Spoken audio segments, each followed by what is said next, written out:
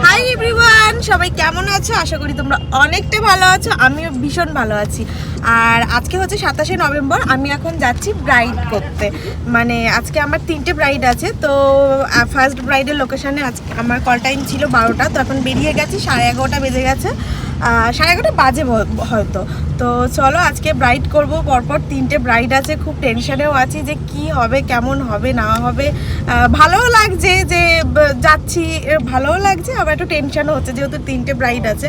তো চলো তোমরা দেখতে থাকো, আর আমার ব্রাইড গিয়ে আবার দেখাচ্ছি যে কেমন কি করব না করব, কেমন কি হয় তার লুকটা। তো তোমরা আমাকে প্রথমে যতটা হাসি খুশি দেখলে, আমার কিন্তু আজকের দিনটা এতটাও ভালো কাটেনি। কারণ আমি প্রথমে তো জানতাম না যে আজকে সারা দিনটা আমার এতটাই বাজে কাটবে, মানে এতটা বাজেভাবে, এতটা টেনশনের মধ্যে দিয়ে আমার যাবে দিনটা আজকে। তো আগে বলি, প্রথমে তো খুবই হাসি খুশি ছিলাম, কারণ আমার ব্রাইডের বসার কথা ছিল, ফার্স্ট যে ব্রাইড ছিল তার টাইম স্লট ছিল